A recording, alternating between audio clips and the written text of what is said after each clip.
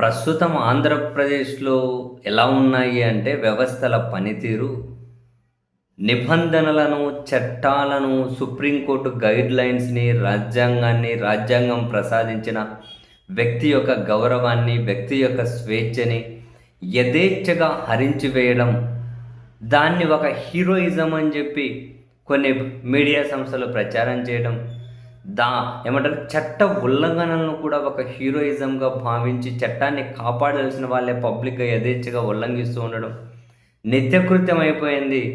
చట్ట ఉల్లంఘనలు హీరోయిజం అవుతూ ఉన్నాయి. చట్టం ప్రకారం వెళ్ళాలి అనేది పెద్ద బూత్ అయిపోతుంది ఆంధ్రప్రదేశ్‌లో. మనం చూస్తూ ఉన్నాం నిత్యకృత్యం ఏంటివి?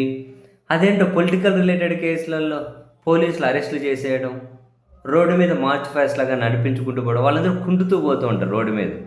అదేంటో మరి ఎందుకు వాళ్ళందరూ రోడ్డు మీద కుంటుతూ పోతుంటారో తెలియదు. మార్చ్ పాస్ట్ లాగా నడిపించుకుంటూ వెళ్తూ ఉంటారు, అరెస్ట్ చేసి రోడ్డు మీద నడిపించుకుంటూ. అసలు అది రూల్ కాదు, అది సుప్రీంకోర్టు గైడ్లైన్స్ ఉల్లంఘించినట్లు చట్ట ఉల్లంఘన. మొన్న దగ్గర కదిర్ దగ్గర కూడా అలాగే చేశారు అన్నప్పుడు డిఎస్పి గారు ఇచ్చిన వివరణ ఏంటి? మా దగ్గర వెహికల్ లేదు కాబట్టి నడిపించాము అన్నారు. మళ్ళీ నిన్న సాయంత్రం నుంచి రాష్ట్రంలో 2-3 చోట్ల ఇదేదో జగన్మోహన్ రెడ్డి గారి ఫ్లెక్సీలకు ఏమంటారు రఫా అని రాశారంట, అక్కడేదో పొట్టేలు కోసి పండుగ చేసుకున్నారట. దాని మీద కేసు పెట్టి కుంటుతూ నడుస్తున్నారు అందరూ. నడి రోడ్డు మీద నడిపించుకుంటూ చేతులు ఇట్లా పెట్టించుకొని ఏదో ముసుగులు కట్టేసి తీసుకొని నడి రోడ్డు మీద కొంత నడిపించుకొని పోతూ ఉన్నారు. మరి అది తప్పు. అసలు ఏ లైన్ మీద అసలు ఏ చట్టం అనుమతించిందని చెప్పి ఈ విధంగా నడిపించుకుంటూ పోతున్నారు? అసలు చట్ట ఉల్లంఘనలు అనేది ఎవరు పట్టించుకోవడమే లేదు.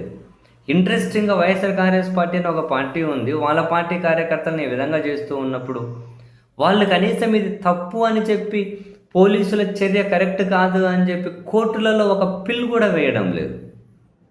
వాళ్ళేంటో తెలియదు. వాళ్ళ న్యాయవాదులేమో కొందరు హైదరాబాద్లో ప్రెస్ మీట్ పెట్టి మాట్లాడుతూ ఉంటారు, మరి కొందరు తాడేపల్లిలో ప్రెస్ మీట్ పెట్టి మాట్లాడుతూ ఉంటారు.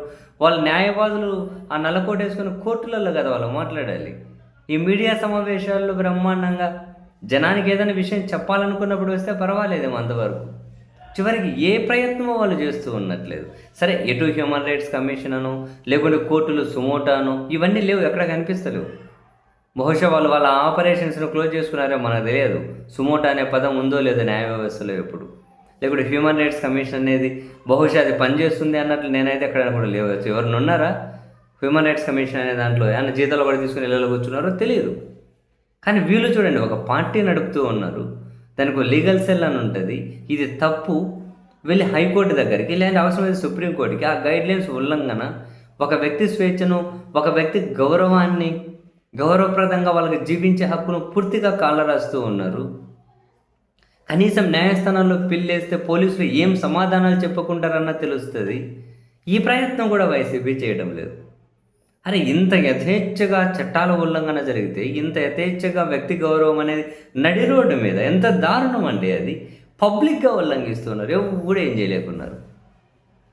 అదే కదా పొలిటికల్ రిలేటెడ్ ఈ చిన్న కేసులలో ఎక్కువ నడిపించేసుకొని, అరే ఒక రేపిస్ట్ను హంతకును కూడా అలా చేయకూడదు. మరి దీని మీద ఏంటి ఇదంతా? ఇది తప్ప పోలీసులు ఇంకా వేరే సీరియస్ కేసులు కూడా ఏవీ ఉన్నట్లేవు. బహుశా ఇంకా పొలిటికల్గా ఎవరిని సాటిస్ఫై చేసేకి ఈ హీరోయిజమో నాకు అర్థం కావట్లేదు, ఈ సినిమాటిక్ ఏంటో నాకు అర్థం కావట్లేదు. కానీ ఎంత యథేచ్ఛగా ఉల్లంఘిస్తున్నారా? పోలీసులు చేసిన చర్యల కంటే కూడా ఇంత యథేచ్ఛగా వాళ్ళు ఉల్లంఘనలకు పాల్పడుతున్నా, ఇది తప్పు అనే ఒక వ్యవస్థ కూడా లేకపోయింది చూశారు. అది మరింతగా బాధ పెడుతుంది నన్ను.